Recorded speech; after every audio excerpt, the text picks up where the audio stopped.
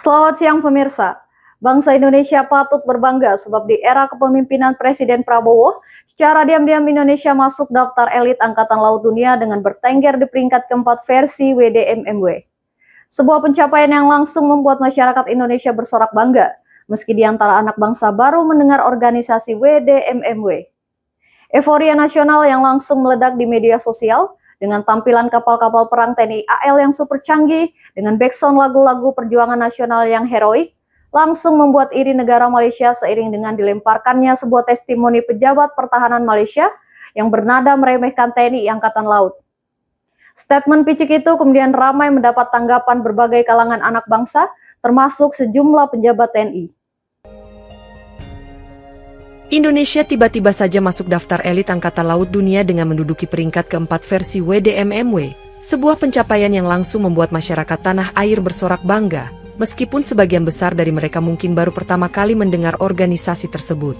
Namun, di saat euforia nasional ini meledak dengan berbagai unggahan di media sosial yang menampilkan kapal-kapal perang Indonesia berlatar lagu-lagu heroik, sebuah komentar dari pejabat pertahanan Malaysia tiba-tiba muncul dan meredam perayaan dengan nada meremehkan.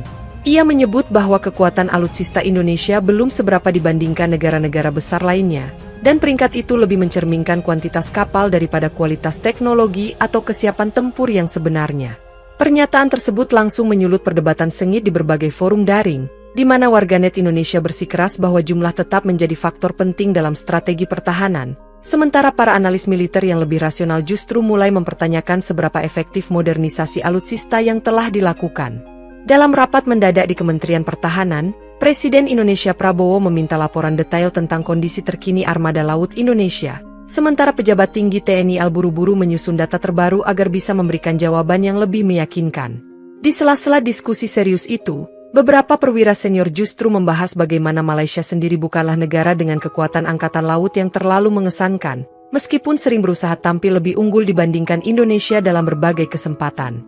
Tetapi, sebelum ada pernyataan resmi yang keluar dari pemerintah, spekulasi dan emosi publik terus bergejolak, menciptakan narasi nasionalisme yang berapi-api di satu sisi dan skeptisisme tajam di sisi lain.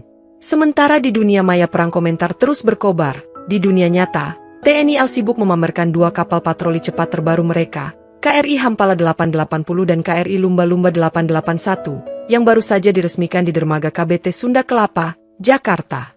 Upacara yang dipimpin langsung oleh KSI Laksamana Muhammad Ali ini tampak megah dengan kehadiran Presiden Indonesia Prabowo, para pejabat tinggi militer, dan tentu saja, media yang siap meliput setiap detail untuk memperkuat narasi bahwa kekuatan Indonesia memang patut diperhitungkan.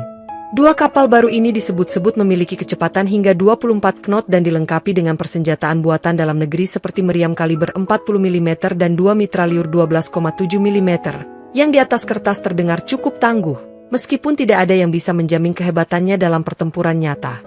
Namun, di balik seremonial penuh kebanggaan ini, beberapa analis militer yang hadir diam-diam mengamati spesifikasi kapal dengan penuh pertimbangan, bertanya-tanya apakah kedua kapal patroli ini benar-benar bisa diandalkan atau hanya sekadar tambahan angka dalam daftar armada TNI AL. Lebih menarik lagi, dua kapal ini dibangun hanya dalam waktu 26 hari oleh galangan kapal PT Caputra Mitra Sejati di Cirebon. Sebuah fakta yang bagi sebagian orang merupakan prestasi luar biasa, tetapi bagi yang lain terdengar sedikit terlalu terburu-buru untuk sesuatu yang akan digunakan dalam operasi militer. Meskipun begitu, di depan awak media, KSIL tetap dengan penuh percaya diri menyatakan bahwa kapal-kapal ini mencerminkan komitmen modernisasi alutsista yang tak main-main. Sementara Presiden Indonesia Prabowo menegaskan bahwa penguatan pertahanan adalah prioritas utama yang tidak boleh dipandang sebelah mata. Tetapi, bahkan sebelum tinta tanda tangan peresmian mengering, perdebatan tentang efektivitas modernisasi ini terus berlanjut di balik layar, dengan berbagai pihak mulai mempertanyakan apakah strategi Indonesia benar-benar sudah mengarah pada kekuatan tempur yang optimal atau hanya sekadar memenuhi daftar panjang belanja pertahanan. Sementara Indonesia sibuk merayakan peringkatnya yang baru, Malaysia justru dengan santai mengeluarkan data perbandingan yang secara tidak langsung mengolok-olok klaim keunggulan Indonesia dalam hal angkatan laut. Mereka menunjukkan bahwa meskipun Indonesia memiliki lebih banyak kapal, banyak di antaranya adalah kapal patroli dan kapal amfibi yang tidak memiliki daya tempur signifikan dibandingkan dengan kapal perang utama yang lebih canggih. Lebih jauh lagi, Beberapa analis pertahanan Malaysia menyoroti fakta bahwa banyak kapal perang Indonesia yang telah berusia puluhan tahun dan membutuhkan modernisasi mendalam sebelum bisa benar-benar diandalkan dalam skenario tempur masa kini. Tentu saja, hal ini memicu kemarahan sebagian besar warganet Indonesia yang merasa bahwa tetangga sebelah ini tidak ada hak untuk meremehkan kekuatan TNI AL, terutama mengingat Malaysia sendiri bukanlah negara dengan kekuatan militer yang dominan di Asia Tenggara. Namun, di sisi lain, beberapa akademisi dan pakar militer Indonesia justru menganggap kritik ini sebagai sesuatu yang perlu diperhatikan, karena meskipun Indonesia terus menambah jumlah kapal, belum tentu ada keseimbangan antara kuantitas dan kualitas. Dalam sebuah wawancara eksklusif dengan salah satu media nasional, seorang mantan pejabat pertahanan Indonesia mengakui bahwa ada banyak aspek yang masih harus diperbaiki, mulai dari sistem persenjataan yang harus diperbarui hingga pelatihan awak kapal yang harus lebih intensif. Tetapi, di luar semua kritik dan perdebatan ini, satu hal yang pasti adalah bahwa pernyataan Malaysia telah menyalakan bara semangat di dalam negeri, baik bagi yang ingin membuktikan keunggulan Indonesia maupun bagi mereka yang ingin membenahi realitas yang ada. Di tengah panasnya perdebatan di darat, perairan Natuna kembali menjadi sorotan setelah beberapa laporan menyebutkan bahwa kapal-kapal Malaysia mulai terlihat semakin sering memasuki zona perbatasan Indonesia. Meski insiden semacam ini bukan hal baru, kali ini kehadiran kapal patroli baru Indonesia seperti KRI Lumba-Lumba 881 di wilayah tersebut diharapkan bisa menjadi pengubah permainan dalam menjaga kedaulatan maritim. Di lapangan, para awak kapal patroli TNI AL bekerja keras memantau pergerakan kapal asing, sambil tetap waspada terhadap segala kemungkinan eskalasi yang bisa terjadi sewaktu-waktu jika ada provokasi lebih lanjut. Namun, di sisi lain, Malaysia tampaknya tetap tenang dan tidak menunjukkan tanda-tanda mengubah pendekatannya, seolah-olah mereka sengaja ingin menguji reaksi Indonesia terhadap manuver-manuver kecil yang terus dilakukan di wilayah perbatasan. Beberapa pakar geopolitik mulai menghubungkan insiden ini dengan meningkatnya ketegangan di Laut Cina Selatan, di mana negara-negara besar seperti Tiongkok juga ikut bermain dalam dinamika kekuatan di kawasan tersebut. Sementara itu, di Jakarta, Presiden Indonesia Prabowo terus menekankan bahwa Indonesia tidak akan tinggal diam jika kedaulatan negara terganggu, meskipun pendekatan diplomasi tetap menjadi jalur utama dalam menyelesaikan konflik perbatasan.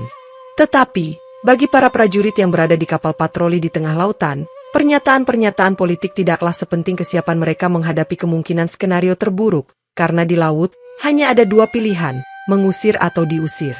Di media sosial, perdebatan semakin panas setelah analis militer Malaysia mulai membandingkan spesifikasi kapal perang mereka dengan milik Indonesia, seolah-olah ini adalah kompetisi mobil balap di sirkuit internasional. Mereka mengklaim bahwa meskipun Indonesia punya lebih banyak kapal, sebagian besar hanyalah kapal patroli yang tidak bisa dibandingkan dengan fregat dan korvet canggih yang dimiliki Malaysia, yang tentu saja langsung menyulut amarah netizen Indonesia. Tanpa menunggu lama, ribuan warganet berbondong-bondong mengunggah foto kapal selam KRI Nagapasa dan KRI Alugoro, sambil menambahkan narasi heroik tentang ketangguhan alutsista nasional, meskipun banyak dari mereka mungkin baru tahu nama kapal tersebut hari itu juga. Namun, di tengah euforia digital ini, beberapa pengamat militer Indonesia justru mulai angkat bicara dan mengakui bahwa ada beberapa poin valid dalam kritik Malaysia, terutama soal perbandingan teknologi dan kesiapan tempur. Perdebatan semakin menarik ketika muncul argumen bahwa dalam perang nyata, bukan hanya teknologi yang berbicara, tetapi juga strategi, pengalaman, dan faktor manusia, yang menurut mereka adalah keunggulan tak terbantahkan Indonesia. Tetapi, di saat netizen sibuk adu argumen dengan warga Malaysia di Twitter, para pejabat pertahanan di Jakarta justru lebih fokus menyiapkan respon strategis yang jauh lebih serius daripada sekadar perang komentar di media sosial. Bagaimanapun juga, perdebatan daring ini hanya membuktikan satu hal, kebanggaan nasional adalah bensin yang bisa membuat warganet Indonesia terbakar semangat, meskipun seringkali tanpa melihat situasi di lapangan secara lebih objektif. Di lantai tertinggi gedung Kementerian Pertahanan, ruangan rapat tertutup dipenuhi oleh pejabat tinggi militer yang duduk tegang, sementara Presiden Indonesia Prabowo menatap laporan intelijen terbaru dengan ekspresi sulit ditebak. Diskusi dimulai dengan pemaparan singkat tentang meningkatnya insiden pelanggaran wilayah oleh kapal Malaysia di perairan Natuna, yang dikombinasikan dengan semakin tajamnya narasi persaingan militer antara kedua negara. Seorang pejabat senior TNI AL mengusulkan agar Indonesia menggelar latihan militer besar-besaran sebagai bentuk unjuk kekuatan, tetapi ide ini langsung ditanggapi dengan skeptis oleh beberapa diplomat yang khawatir akan memicu respons agresif dari Malaysia. Sementara itu, Presiden Indonesia Prabowo dengan nada tegas menginstruksikan agar kritik terhadap alutsista Indonesia dijadikan bahan evaluasi serius, bukan sekadar pemicu adu gengsi di ranah publik yang tidak membawa solusi nyata. Di sisi lain, ada kekhawatiran bahwa jika Indonesia terlalu reaktif, Malaysia bisa memanfaatkan situasi ini untuk membangun aliansi yang lebih erat dengan negara-negara yang ingin melemahkan pengaruh Indonesia di kawasan. Meskipun pertemuan ini berlangsung serius, di luar gedung, media sudah mulai merilis berita spekulatif tentang ketegangan militer Indonesia-Malaysia, yang tentu saja langsung menjadi bahan diskusi di berbagai forum daring. Pada akhirnya, rapat ini berakhir dengan keputusan strategis, meningkatkan patroli di Natuna, mempercepat modernisasi alutsista, dan tetap menjaga hubungan diplomatik agar konflik tidak berkembang menjadi sesuatu yang lebih berbahaya. Di perairan Natuna yang tenang tapi penuh ketegangan, kapal-kapal patroli TNI AL mulai meningkatkan frekuensi operasinya setelah beberapa laporan mengonfirmasi bahwa kapal-kapal Malaysia semakin sering memasuki zona perbatasan tanpa izin. Keberadaan KRI Lumba-Lumba 881 yang baru dioperasikan menjadi simbol kebangkitan armada patroli Indonesia. Tetapi bagi para awak kapal di lapangan, tugas ini bukan hanya soal unjuk kekuatan, melainkan juga tentang kesiapan menghadapi potensi konfrontasi yang sewaktu-waktu bisa terjadi. Meskipun hingga saat ini tidak ada insiden besar yang mencuat, beberapa manuver kapal Malaysia yang kerap mendekati batas perairan Indonesia sudah cukup membuat ketegangan meningkat, terutama di antara para komandan kapal yang harus mengambil keputusan dalam hitungan detik. Sementara itu, beberapa nelayan lokal yang sering melaut di sekitar perbatasan mulai merasa khawatir dengan situasi ini, karena bagi mereka, kehadiran kapal perang hanya berarti satu hal, ada sesuatu yang tidak beres di wilayah mereka. Di tengah situasi yang semakin panas ini, pihak Malaysia tetap tidak memberikan pernyataan resmi terkait kehadiran kapal-kapal mereka, seolah-olah membiarkan Indonesia bingung sendiri dengan provokasi yang terus terjadi. Dalam sebuah wawancara eksklusif dengan salah satu stasiun televisi nasional, seorang perwira TNI AL menegaskan bahwa patroli akan terus ditingkatkan, tetapi ia juga mengingatkan bahwa dalam konflik maritim seperti ini, keputusan yang salah bisa berdampak besar bagi hubungan diplomatik. Tetapi, bagi para prajurit yang berjaga di geladak kapal dengan tangan siap di senapan, perhitungan diplomatik hanyalah teori belaka, karena di lautan, insting dan ketegasan adalah dua hal yang menentukan apakah mereka yang bertahan atau justru dipermainkan oleh keadaan. Di galangan kapal PT Caputra Mitra Sejati di Cirebon, suasana sibuk dan penuh tekanan terasa di setiap sudut, dengan para insinyur dan teknisi bekerja tanpa henti untuk memastikan bahwa target penyelesaian kapal perang baru bisa terpenuhi tepat waktu. Kapal-kapal yang tengah dibangun ini adalah bagian dari proyek percepatan modernisasi alutsista yang digagas pemerintah, yang bertujuan agar Indonesia tidak hanya memiliki armada besar, tetapi juga lebih siap menghadapi tantangan tempur yang semakin kompleks. Pemerintah menyambut baik progres ini dan menyebutnya sebagai bukti bahwa industri pertahanan dalam negeri semakin maju. Tetapi di sisi lain, beberapa pakar mulai mempertanyakan apakah kapal-kapal yang diproduksi dengan kecepatan tinggi ini memiliki kualitas yang benar-benar bisa diandalkan di medan pertempuran. Salah satu tantangan terbesar adalah memastikan bahwa setiap sistem persenjataan dan navigasi yang dipasang benar-benar telah teruji dengan baik, karena dalam sejarah militer, banyak insiden yang terjadi akibat kegagalan teknis yang seharusnya bisa dicegah sejak tahap produksi. Di ruang uji coba, para teknisi melakukan berbagai simulasi untuk mengukur ketahanan kapal terhadap berbagai skenario tempur, tetapi tetap saja, skeptisisme masih muncul dari beberapa pihak yang meragukan apakah pembangunan kapal dengan anggaran terbatas bisa menghasilkan kualitas terbaik. Sementara itu, di luar area galangan, media mulai melaporkan tentang potensi pesanan kapal dari beberapa negara tetangga yang tertarik dengan perkembangan industri pertahanan Indonesia, yang tentu saja menjadi berita baik di tengah semua perdebatan yang terjadi. Namun, bagi para pekerja di pabrik ini, mereka tidak terlalu peduli dengan komentar atau kritik yang beredar, karena bagi mereka, setiap kapal yang mereka rakit bukan hanya sekadar proyek, tetapi juga simbol kebanggaan bahwa Indonesia bisa berdiri di atas kakinya sendiri dalam urusan pertahanan. Di Kuala Lumpur, seorang mantan pejabat militer Malaysia akhirnya angkat bicara soal perdebatan panas di media sosial dan menegaskan bahwa peringkat World Directory of Modern Military Weapons, WDMMW, tidak bisa dijadikan tolok ukur mutlak untuk menilai kekuatan militer sebuah negara. Dalam wawancara dengan sebuah stasiun televisi nasional, ia menyebutkan bahwa meskipun Indonesia berada di posisi keempat, peringkat itu lebih banyak dipengaruhi oleh jumlah kapal yang dimiliki daripada kualitas atau efektivitasnya dalam pertempuran nyata. Pernyataannya sontak menjadi bahan diskusi baru di Twitter dan berbagai forum pertahanan, di mana netizen Indonesia berusaha keras membantah klaim tersebut dengan berbagai data statistik, meskipun sebagian dari mereka baru mendengar tentang WDMMW beberapa hari lalu. Sementara itu, analis pertahanan di Jakarta justru melihat pernyataan ini sebagai pengingat penting bahwa Indonesia memang masih memiliki pekerjaan rumah besar dalam meningkatkan teknologi dan kesiapan tempur alutsistanya. Beberapa pengamat menyoroti bahwa jumlah kapal yang banyak memang bisa menjadi keuntungan, tetapi tanpa sistem persenjataan modern dan strategi tempur yang matang, kekuatan armada hanya akan menjadi angka di atas kertas. Meskipun demikian, di media sosial, narasi tetap berlanjut bahwa Indonesia sudah lebih maju dan Malaysia hanya iri, yang membuktikan bahwa perdebatan di ranah maya terkadang lebih berorientasi pada emosi daripada substansi yang sebenarnya. Di sisi lain, pemerintah Indonesia memilih untuk tidak terlalu menanggapi pernyataan ini secara resmi, karena bagi mereka, fokus utama tetap pada modernisasi pertahanan yang telah berjalan, bukan pada perang opini yang tak berujung. Di berbagai universitas pertahanan dan lembaga riset strategis di Jakarta dan Kuala Lumpur, diskusi akademik mulai bermunculan untuk membedah lebih dalam dinamika pertahanan yang semakin memanas ini. Beberapa pakar dari kedua negara mulai menggelar seminar dan webinar tentang bagaimana kompetisi militer yang berlebihan dapat mengganggu stabilitas regional, meskipun sebagian besar peserta tetap berpegang teguh pada kebanggaan nasionalnya masing-masing.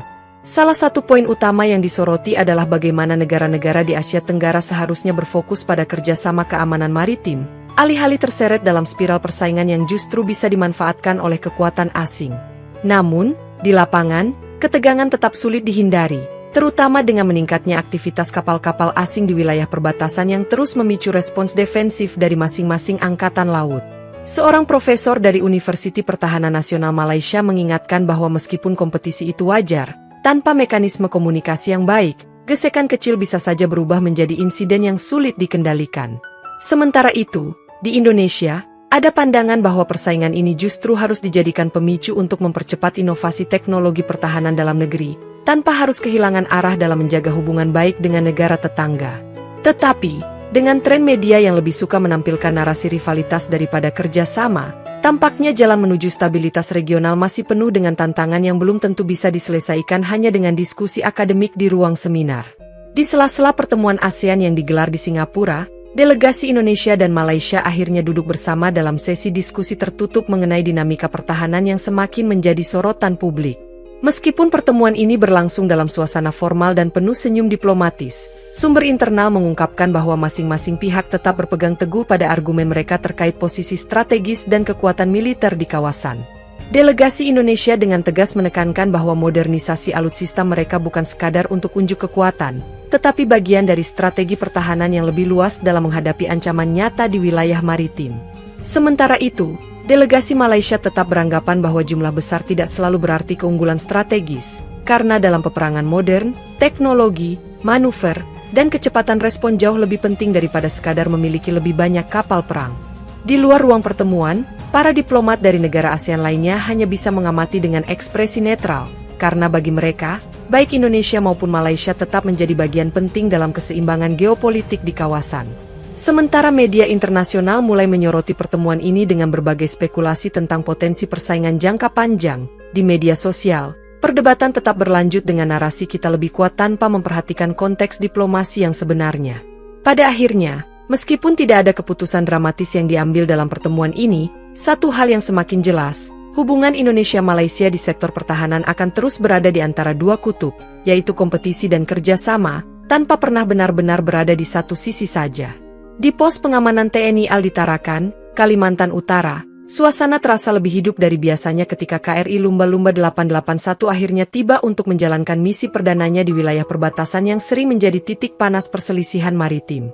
Kapal patroli ini langsung menjadi pusat perhatian, dengan para prajurit yang menyambutnya dengan semangat tinggi, sementara para komandan mulai mempersiapkan strategi patroli baru untuk meningkatkan pengawasan di perairan sengketa. Dengan sistem navigasi canggih dan persenjataan yang lebih modern dibandingkan generasi sebelumnya, KRI Lumba-Lumba 881 diharapkan bisa memberikan respons lebih cepat terhadap setiap pelanggaran wilayah yang terjadi.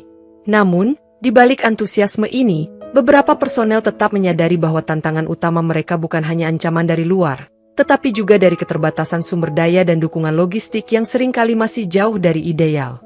Seorang perwira senior mengingatkan bahwa kapal secanggih apapun tidak akan berarti banyak jika tidak didukung oleh sistem komando yang efektif serta koordinasi yang solid antara pusat dan unit di lapangan. Di sisi lain, para analis pertahanan menilai bahwa ujian sesungguhnya bagi KRI Lumba-Lumba 881 bukanlah saat acara penyambutan yang penuh optimisme ini, tetapi di saat ia benar-benar harus menghadapi situasi nyata yang membutuhkan keputusan cepat dan tepat. Namun, bagi para prajurit yang berdiri tegap di geladak, memandang laut lepas yang penuh ketidakpastian, hanya satu hal yang ada di benak mereka, bagaimana memastikan bahwa kapal ini bukan sekadar tambahan angka dalam daftar alutsista, tetapi benar-benar menjadi garda terdepan pertahanan maritim Indonesia. Di hadapan awak media yang memenuhi ruang konferensi pers di Jakarta, Presiden Indonesia Prabowo menegaskan dengan nada mantap bahwa modernisasi alutsista bukanlah sekadar proyek mercusuar, melainkan bagian dari strategi besar pertahanan nasional yang tak bisa diganggu-gugat. Dengan gestur tangan yang tegas, ia menambahkan bahwa Indonesia tidak akan membiarkan dirinya didikte oleh peringkat atau opini pihak asing, karena sejatinya, kekuatan militer tidak hanya ditentukan oleh jumlah dan teknologi, tetapi juga oleh kesiapan prajurit menghadapi skenario tempur yang sesungguhnya. Sementara para pejabat dan petinggi militer tampak mengangguk setuju, pernyataan ini justru langsung menjadi bahan analisis di berbagai media asing, di mana beberapa menganggapnya sebagai langkah strategis, sementara yang lain mengaitkannya dengan potensi eskalasi ketegangan regional. Di kalangan pengamat pertahanan luar negeri, ada yang menilai bahwa Indonesia memang perlu mengejar ketertinggalan dalam teknologi pertahanan, tetapi ada pula yang mengingatkan bahwa peningkatan militer tanpa diplomasi yang kuat justru bisa menjadi bumerang di masa depan. Di dalam negeri, reaksi masyarakat pun beragam, dengan sebagian besar netizen bersorak penuh kebanggaan karena akhirnya ada pemimpin yang bicara dengan nada siap perang kalau perlu, sementara yang lebih kritis bertanya-tanya apakah anggaran besar untuk alutsista benar-benar akan sebanding dengan hasilnya di lapangan. Sementara itu, di forum-forum diskusi pertahanan, pembahasan pun semakin ramai, mulai dari perbandingan kapal perang hingga spekulasi tentang strategi yang akan diterapkan Indonesia dalam menghadapi berbagai ancaman potensial di perairan sengketa. Tetapi, di luar segala perdebatan dan analisis, satu hal yang jelas adalah bahwa Indonesia telah mengirimkan pesan kuat, kita tidak main-main soal pertahanan, dan siapapun yang ingin mencoba, sebaiknya berpikir dua kali. Di tengah sorotan media dan perbincangan akademisi, semakin sulit untuk mengabaikan kenyataan bahwa hubungan pertahanan antara Indonesia dan Malaysia kini memasuki babak baru yang lebih kompetitif daripada sebelumnya. Dengan kedua negara terus meningkatkan investasi di sektor militer, pertanyaannya bukan lagi siapa yang lebih kuat, tetapi sejauh mana rivalitas ini akan berdampak pada stabilitas kawasan, mengingat sejarah panjang perselisihan perbatasan yang tak pernah benar-benar usai. Di Kuala Lumpur, beberapa pengamat pertahanan mulai menyuarakan kekhawatiran bahwa sikap agresif Indonesia dalam modernisasi militer bisa memicu efek domino di ASEAN, di mana negara-negara lain akan terdorong untuk ikut memperkuat alutsista mereka demi menjaga keseimbangan kekuatan. Sementara itu, di Jakarta, narasi yang berkembang lebih berfokus pada kebangkitan pertahanan nasional sebagai bagian dari harga diri bangsa, dengan sentimen kita sudah terlalu lama diremehkan, sekarang saatnya unjuk gigi, yang semakin membakar semangat publik. Di forum diskusi strategis tingkat ASEAN, diplomasi tetap menjadi kata kunci, tetapi di belakang layar, masing-masing negara tampaknya mulai berhitung, menimbang sejauh mana mereka harus bersiap jika persaingan ini berubah menjadi sesuatu yang lebih serius. Beberapa analis mengingatkan bahwa meskipun persaingan bisa menjadi pemicu inovasi dan kemajuan, tanpa komunikasi yang baik, kompetisi ini bisa dengan mudah berubah menjadi eskalasi yang sulit dikendalikan, terutama jika diwarnai dengan insiden kecil yang memicu reaksi berlebihan. Tetapi, bagi banyak orang, perdebatan ini bukan sekadar soal strategi dan kebijakan, melainkan soal bagaimana negara bisa menunjukkan bahwa kita bukan sekadar pemain pinggiran, tetapi kekuatan yang harus diperhitungkan di kawasan.